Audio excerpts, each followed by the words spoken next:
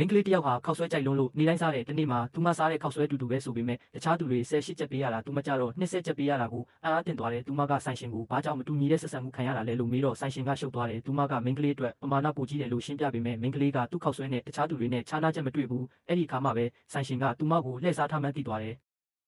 အကြောင်းရင်းကတနစ်အရင်ကမင်းကလေးရဲ့အဖေကဒီစုံတွဲကိုသူတို့မိသားစုဆိုင်ကိုငှားပြီးမိသားစုအလုံးစင်းရဲတာကြောင့်ငှားရမ်းကတဝက်ကိုရှော့ပေးခဲ့တယ်မင်းကလေးကဒီခောက်ဆွဲဆိုင်ရဲ့အရသာကိုသိကျင်လို့ဝင်စားကြည့်ဖို့ဆုံးဖြတ်လိုက်တယ်မထင်မှတ်ပဲဆိုင်ထဲဝင်လိုက်တာနဲ့ဆိုင်ရှင်ရဲ့အမေကလေးဖြတ်ပြီးလဲကျသွားတာတွေ့လိုက်ရတဲ့စုံတွဲကဆေးရုံကိုအမြန်ဆက်ပေမဲ့လူနာတင်ရင်ကုန်ထွက်သွားပြီးအခန်းလည်းမရှိဘူးလို့ပြောတယ်ယောက်ျားကပတ်ဝန်းကျင်ကဖောက်တဲ့တွေကိုအကူအညီတောင်းပေမဲ့သူတို့ကလှည့်ထွက်သွားကြတယ်မင်းကလေးကသူတို့ကိုကူညီဖို့ဆုံးဖြတ်ပြီးကိုပိုင်ဆက်သွယ်မှုတွေတုံးကဆေးရုံကအထူးခန့်ရှင်းပေးပြီးကားစီစဉ်ပေးကဆေးရုံပို့ပေးခဲ့တယ်သူတို့ကမင်းကလေးကိုအရန်ကျေးဇူးတင်ခဲ့ကြတယ်ဒါပေမဲ့အဲ့ဒီအချိန်ကစပြီးမင်းကလေးချမ်းသာမှန်းသိသွားတဲ့စုံတွဲကသူမဆိုင်လာတိုင်းနှစ်ချက်ပိုကောက်တယ်မင်းကလေးကမသိဘူးကိုယ်တိုင်လာစားရုံတာမကတငယ်ချင်းတွေလုတ်ဖို့ကင်ဖက်တွေကိုပါခေါ်လာစီပြီးဆိုင်ရှင်ရဲ့ကလေးတွေကိုတရေစာတတိတွေဝယ်ကျွေးကအားလက်ချိန်မှာစာကူတင်ပေးတယ်ဒီအချိန်တွေကတစ်နှစ်ကြာခဲ့တယ်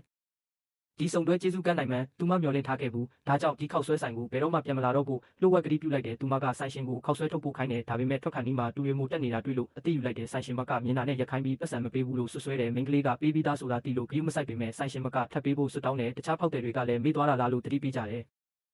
ဆိုင်ရှင်မကငွေပေးချေမှတ်တမ်းပြခိုင်းတော့မင်းကလေးကငွေသားပေးထားလို့မှတ်တမ်းမရှိဘူးလို့ပြောပေမဲ့ဆိုင်ရှင်မကဆက်လက်ဆွဆွဲတယ်မှတ်တမ်းမရှိရင်ဘလို့တက်တည်ပြမလဲအခမဲ့စားကျင်တာလို့ပြောတယ်ပတ်ဝန်းကျင်ဖောက်တယ်တွေကငွေမြန်ပေးဖို့ပြောပေမဲ့မင်းကလေးကငွေကောင်းတာပေါ်တင်ထားပြီးသားလို့အခိုင်အမာပြောတယ်ဆိုင်ရှင်မရဲ့ယောက်ျားကိုမေးကြည့်ဖို့အကြံပေးတယ်မင်းကလေးကသူမငွေပေးတာမြင်လားလို့မေးတဲ့အခါ